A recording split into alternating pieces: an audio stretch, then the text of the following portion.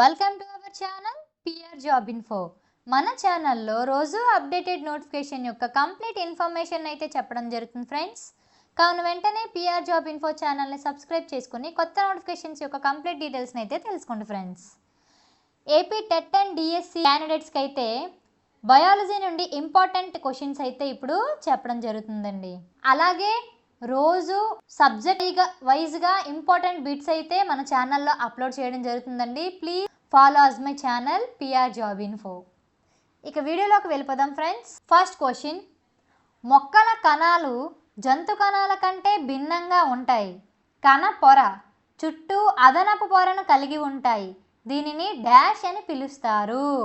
Option 1 cytoplasm, option 2 vacuole, option 3 కణకవచం, option 4 chloroplast. మీ answer చెప్పండి friends. Yes, the answer is కణకవచం. Option 3 కణకవచం. మొక్కల కణాలు జంతు కణాల కంటే భిన్నంగా ఉంటాయి. కణపొర చుట్టూ అదనపు పొర కలిగి ఉంటుంది. దానిని ఏమంటారండి? కణకవచం అంటారు. ఏమంటారు? కణకవచం అని అంటారు. అయితే కణకవచం మొక్కల కణాలలో ఉంటుంది కానీ జంతు కణాలలో కాదు. మరియు ఇది సెల్యులోజ్ మరియు చిటిన్తో తయారవుతుంది. మొక్క బయటి కణకవచంతో కప్పబడి ఉంటుంది. సెల్యులోజ్ కణకవచం యొక్క ప్రధాన భాగాలలో ఒకటి. ఇది గ్లైకోసిడిస్ లింకేజ్తో జత చేయబడిన గ్లూకోజ్ యొక్క పాలిమర్. ఇది దాని ఆకారాన్ని నిర్వహించడానికి సహాయపడుతుంది మరియు మొక్కకు దృఢత్వాన్ని అందజేస్తుంది ఫ్రెండ్స్. నెక్స్ట్ క్వశ్చన్, కేంద్రక త్వచం లేకుండా కేంద్రక పదార్థం కలిగి ఉండే కణాలని ఏమంటారు? ఆప్షన్ 1 కేంద్రక పూర్వ కణాలు, ఆప్షన్ 2 నిజ కేంద్రక కణాలు, ఆప్షన్ 3 అకేంద్ర కణాలు, ఆప్షన్ 4 కణత్వచ కణాలు. మీ ఆన్సర్ చెప్పండి friends. Yes, the answer is option 1 కేంద్రక పూర్వ కణాలు. కేంద్రక త్వచం లేకుండా కేంద్రక పదార్థం కలిగి ఉండే కణాలను ఏమంటారండి? కేంద్రక పూర్వ కణాలు. కేంద్రక పూర్వ కణాలు అంటే నిర్దిష్టమైన కేంద్రకము మరియు నిర్దిష్టమైన కేంద్రకము మరియు కేంద్రక త్వచం లేకుండా కేంద్రక త్వచం లేకుండా జన్యు పదార్థం డిఎన్ఏ లేదా ఆర్ఎన్ఏ వలయాలుగా ఉన్న కణాలను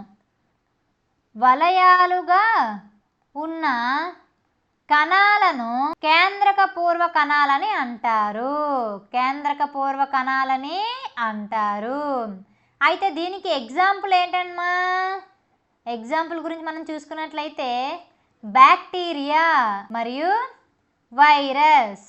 నెక్స్ట్ క్వశ్చన్, ఆంథ్రాక్స్ వ్యాధికి కారణమయ్యే బ్యాక్టీరియా బాసిల్లస్ ఆంథ్రాసిస్ని కనుగొన్న శాస్త్రవేత్త ఎవరు?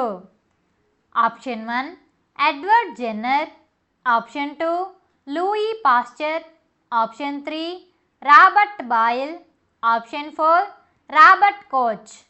మీ ఆన్సర్ చెప్పండి friends. Yes, the answer is option 4 Robert Koch. ఎవరమ్మా? Robert Koch. అయితే ఈయన జర్మన్ వైద్యుడు మరియు మైక్రోబయాలజిస్ట్.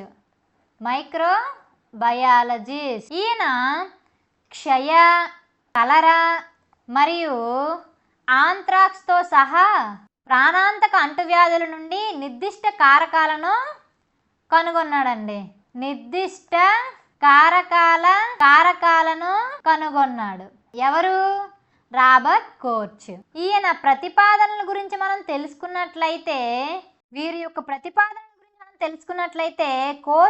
కోచ్ పాస్చర్ ప్రత్యర్థి, బ్యాక్టీరియల్ సంస్కృతి పద్ధతి, వ్యాధి యొక్క జర్మ్ సిద్ధాంతం, వైద్య సూక్ష్మ జీవశాస్త్రం అనేవి ఈయన ప్రతిపాదనలండి. ఈయనకి 1905లో నోబెల్ బహుమతి కూడా లభించింది.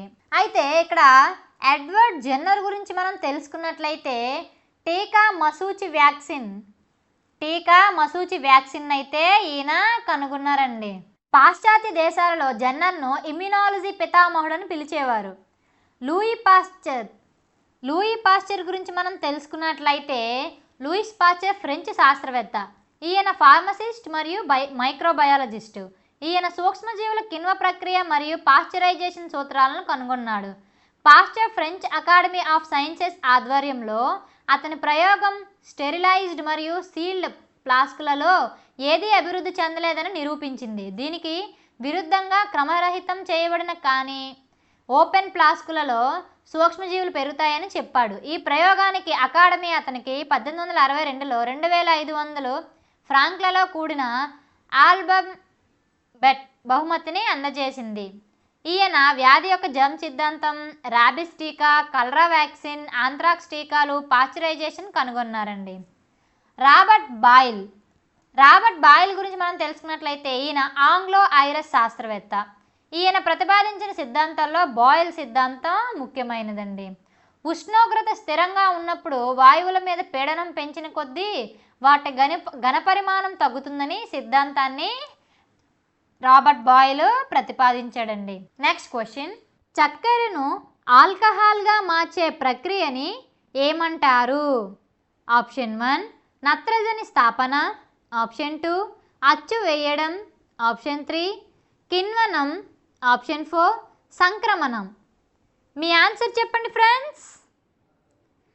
Yes, the answer is option 3 కిణ్వనం. కిణ్వన ప్రక్రియ అనేది ఎంజైమ్ల చర్య ద్వారా సేంద్రియ పదార్థాల్లో రసాయన మార్పులను ఉత్పత్తి చేసే జీవక్రియ.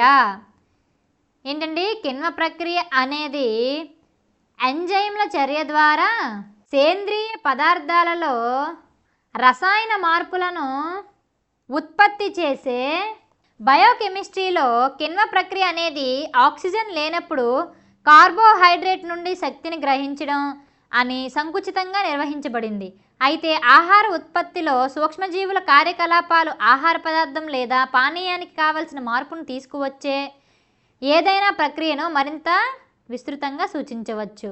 సూక్ష్మజీవుల్లో కిణ్వ ప్రక్రియ అనేది సేంద్రియ పోషకాలను వాయురహితంగా క్షీణించడం ద్వారా అడినోసిన్ ట్రైఫాస్ఫేట్ని ఉత్పత్తి చేసే ప్రాథమిక సాధనం. అడినోసిన్ ట్రైఫాస్ఫేట్ని ఉత్పత్తి చేసే ప్రాథమిక సాధనం. నియోలిథిక్ యుగం నుండి ఆహార పదార్థాలు మరియు పానీయాలను ఉత్పత్తి చేయడానికి మానవులు కిణ్వ ప్రక్రియను ఉపయోగించారు. ఉదాహరణకు పులియబెట్టిన దోసకాయలు, కిమ్చి మరియు పెరుగు వంటి పుల్లని ఆహారాల్లో లభించే లాక్టిక్ ఆమ్లం ఉత్పత్తి చేసే ప్రక్రియలో సంరక్షణ కోసం, అలాగే వైన్ మరియు బీర్ వంటి మద్య పానీయాలను ఉత్పత్తి చేయడానికి కిణ్వ ప్రక్రియ ఉపయోగించబడుతుంది. పారిశ్రామిక కిణ్వ ప్రక్రియ అనేది రసాయనాలు, జీవ ఇంధనాలు, ఎంజైమ్లు, ప్రోటీన్లు మరియు ఔషధాల యొక్క భారీ స్థాయి ఉత్పత్తికి సూక్ష్మజీవులను వర్తించే ప్రక్రియకు ఉపయోగించే విస్తృతం. నెక్స్ట్ క్వశ్చన్, రక్తం అనేది ఏ రకమైన కణజాలమో గుర్తించండి. ఆప్షన్ 1 సంయోజక కణజాలం, ఆప్షన్ 2 కండర కణజాలం, ఆప్షన్ 3 నాడీ కణజాలం, ఆప్షన్ 4 ఉపకళా కణజాలం. మీ ఆన్సర్ చెప్పండి friends. Yes, the answer is option 1 సంయోజక కణజాలం. సంయోజక కణజాలం ఎపిథీలియల్ కణజాలం, కండరాల కణజాలం మరియు నాడీ కణజాలంతో పాటు జంతు కణజాలం యొక్క 4 ప్రాథమిక రకాల్లో కనెక్టివ్ టిష్యూ ఒకటి, సంయోజక కణజాలం ఒకటి. ఇది ఎక్కువగా మెసెంచైమ్ నుండి అభివృద్ధి చెందుతుంది. ఇది మీసోడెర్మ్ మధ్య పిండ సూక్ష్మక్రిమి పొర నుండి ఉద్భవించింది. నాడీ వ్యవస్థతో సహా శరీరంలోని ప్రతి చోట ఇతర కణజాలాల మధ్య బంధన కణజాలం కనిపిస్తుంది. 3 మెనింజెస్ మెదడు మరియు వెన్నుపామును కప్పి ఉంచే పొరలు బంధన కణజాలంతో కూడి ఉంటాయి. చాలా రకాల బంధన కణజాలం 3 ప్రధాన భాగాలను కలిగి ఉంటుందండి. నెక్స్ట్ క్వశ్చన్, 2 ఎముకల సంధి తలాలను కలిపే ఇంకొక సంయోజక కణజాలంను ఏమంటారు? Option 1 tendon, option 2 ligament, option 3 స్నాయుబంధనం, ఆప్షన్ 4 1 మరియు 3. మీ ఆన్సర్ చెప్పండి friends. Yes, the answer is option 2 ligament. Ligament function అనేది ఎముకకు ఎముకను జోడించడం ద్వారా అస్థిపంజరానికి స్థిరత్వాన్ని అందించడం. అనాటమీలో లిగమెంట్ నిర్వచనం అనేది తాడు వంటి బలమైన బంధన కణజాల బ్యాండ్. ఇది కదలిక సమయంలో ఉమ్మడిని స్థిరీకరిస్తుంది.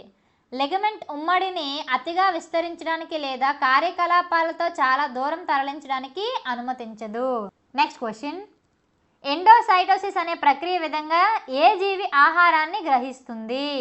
Option 1 amoeba, option 2 chlamydomonas, option 3 చేపలు, ఆప్షన్ 4 పారామీషియా. మీ ఆన్సర్ చెప్పండి friends. Yes, the answer is option 1 amoeba. Amoeba యొక్క ఆహార వనరులు మారుతూ ఉంటాయి. కొన్ని అమీబాలు వేటాడేవి మరియు బ్యాక్టీరియా మరియు ఇతర ప్రోటిస్టులను తినడం ద్వారా జీవిస్తాయి. కొన్ని హానికరమైనవి మరియు చనిపోయిన సేంద్రియ పదార్థాన్ని తింటాయి. అమీబా సాధారణంగా ఫాగోసైటోసిస్ ద్వారా తమ ఆహారాన్ని తీసుకుంటుంది. సూడోపాడ్లను చుట్టుముట్టడానికి మరియు ప్రత్యక్ష ఆహారం లేదా స్కావెంజ్డ్ పదార్థాల కణాలను చుట్టుముట్టడానికి విస్తరించింది.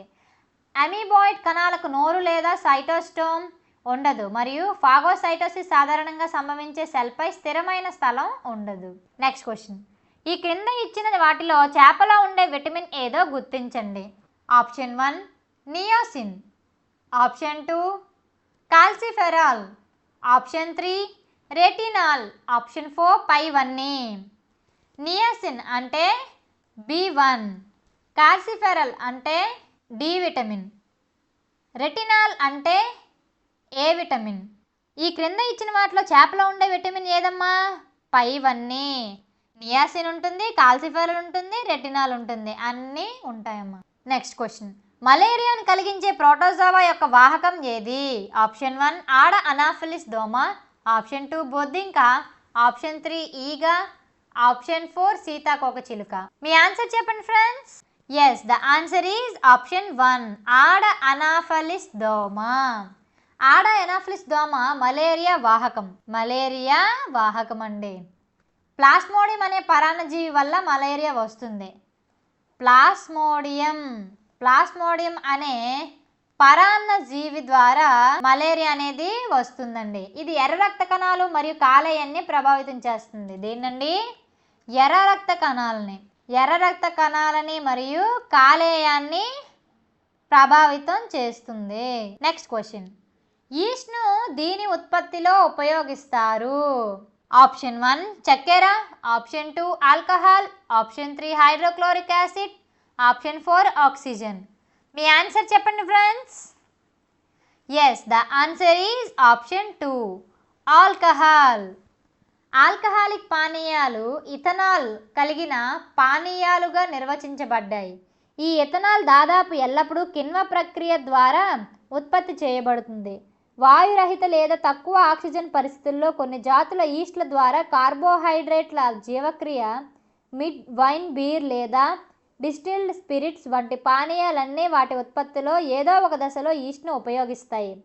స్వేదన పానీయం అనేది స్వేదనం ద్వారా శుద్ధి చేయబడిన ఇథనాల్ కలిగిన పానీయం. Thank you friends. ఈ వీడియో కనుక మీకు నచ్చినట్లయితే ప్లీజ్ లైక్ అండ్ షేర్. ఇలాంటి వీడియోలు ఇంకా కావాలనుకుంటే వెంటనే పిఆర్ జాబ్ ఇన్ఫో ఛానల్ని సబ్స్క్రైబ్ చేసుకొని ఇలాంటి వీడియోల్ని ఇంకా చూడండి ఫ్రెండ్స్. Thank you friends.